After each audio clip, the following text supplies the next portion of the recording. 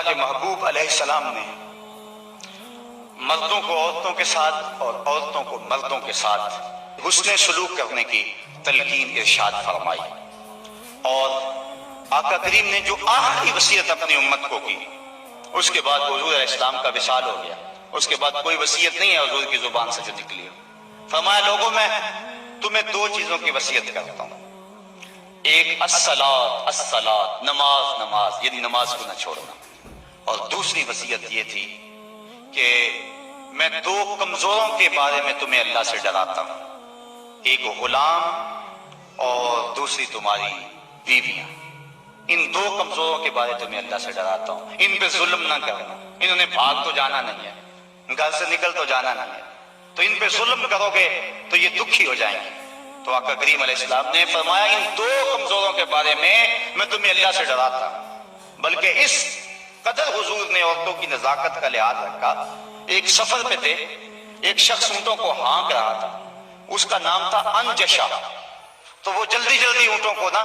ہانکنے کی کوشش کر رہا تھا تاکہ جلدی پہنچ جائے۔ تو آقا کریم نے فرمایا انجشا آہستہ آہستہ، فرمایا یہ جو اونٹوں کے اوپر عورتیں بیٹھی ہیں ان کی طرف اشارہ کر کے کہا یہ نازک آبگینے ہیں، کہیں ٹوٹ نہ جائیں۔ عورتوں کو نازک آبگینے قرار دیا۔ آج ہمارے معاشرے کے اندر گھروں میں جو جنگ و جدل کا ماحول ہوتا ہے اور عورتوں کے ساتھ جو سلوک کیا جاتا ہے، بتاؤ یہ نازک آبگینے سلامت رہ سکتے ہیں؟ حضور نے تو فرمایا انجشا اپنے اونٹوں کی رفتار کو کم کرو، کہیں یہ نازک آبگینے نہ ٹوٹ جائیں۔ اور پھر سنو حضور نے کیا فرمایا، حبب الیہ من دنیاکم ثلاث، لوگوں تمہاری دنیا سے مجھے صرف تین چیزیں پسند ہیں، رنگ و نور سے سجی ہوئی یہ کائنات تمہیں مبارک ہو، یہ بزم کواکب کا نور، یہ افلاک، یہ زمین، یہ لہلہاتے ہوئے سبزے، یہ کائنات کا حسن، یہ کوس قزا کی رنگینیاں، یہ پہاڑوں کے رنگ، یہ پربتوں کی کتاریں، یہ مرغن غذائیں، یہ انواع اقسام کے پھل، زندگی کا سارا حسن، یہ موسموں کا نور اور روشنی، سب کچھ تمہیں مبارک ہو۔ فرمایا مجھے تو صرف تمہاری دنیا سے صرف تین چیزیں پسند ہیں، یہ نہیں کہا میری دنیا سے، کہا تمہاری دنیا سے۔ بلکہ ایک حدیث کے لفظ حضور نے یوں فرمایا کہ میری مثال ایسے ہے تمہاری دنیا کے ساتھ جس طرح کوئی مسافر گزر رہا ہو اور راستے میں کوئی درخت ہو اور وہ چند لمحوں کے لیے اس کی چھاؤں میں بیٹھ جائے، تو کہا میں تو چند لمحوں کے لیے رکا ہوں، اور رک کے ایک ایک لمحہ انسان کو زندگی گزارنے کا راستہ بتا گئے ہیں۔ چند لمحوں کے لیے وہ ٹھہرے ہیں جس پیڑ کے نیچے، سنا ہے آج تک اس پیڑ کا سایہ مہکتا ہے، آج تک وہاں روشنیاں پھیلی ہوئی ہیں۔ تو کہا حبب الیہ من دنیاکم ثلاث، مجھے تمہاری دنیا سے صرف تین چیزیں پسند ہیں، الطیب والنساء وجعلت قرۃ عینی فی الصلاۃ، ایک خوشبو، دوسری منکوحہ عورتیں، اور تیسری میری آنکھوں کی ٹھنڈک نماز میں رکھی گئی ہے۔ تو صاحبو، میرے اور آپ کے آقا و مولا حضور نبی رحمت صلی اللہ علیہ وآلہ وسلم نے یہی ہمیں وصیتیں کی، عورتوں کے ساتھ اس نے سلوک کرنے کا، اور عورتوں کو حکم دیا کہ تم اپنے خامن کے ساتھ اس نے سلوک کرو، بلکہ فرمایا کہ اگر اللہ کے علاوہ کسی کو سجدہ جائز ہوتا تو میں بیوی کو حکم دیتا کہ وہ اپنے خامن کو سجدہ کیا کرے۔ عورت کو یہ بھی اذن نہیں ہے کہ وہ مرد کی اجازت کے بغیر گھر سے نکلے، اگر مرد پابند کرنا چاہے عورت کو ہمت نہیں ہے کہ نکلے، شریعت نے منع کیا، بلکہ حضور نے ارشاد فرمایا جب کوئی عورت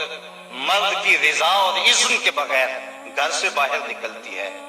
تو آسمانوں کے سارے فرشتے اس عورت پہ لعنتیں نازل کرتے ہیں، اور پھر جب وہ گزرتی ہے جن راہوں سے، انسانوں اور جنوں کے علاوہ باقی ہر درخت، ہر پتھر، ہر شے جو راستے میں آتی ہے اس عورت پہ لعنت بھیجتا ہے۔ تو عورت کو مرد کے اذن کے بغیر گھر سے نکلنے سے روکا گیا، اس کو کہا کہ تو گھر میں ٹھہری رہنا، تیری یہ وفا کا تقاضا ہے، اور دوسرے مرد کو حکم دیا گیا کہ تو نے اس کا خیال رکھنا ہے، جو خود کھائے اس کو کھلائے، جو خود پہنے اس کو پہنائے، اگر کوئی نوبت تکرار اور لڑائی کی آ جائے اس کے چہرے پہ نہیں مارنا۔ بعض علماء نے کہا کہ اگر مارنا ناگزیر ہو جائے، جس طرح کہ سورہ نساء میں اللہ تعالیٰ نے فرمایا کہ اگر ان سے کوئی ایسا کام سرزد ہو جائے تو پھر ان کو مار دو، تو اس کی شرط لگائی کہ مار علم والی نہ ہو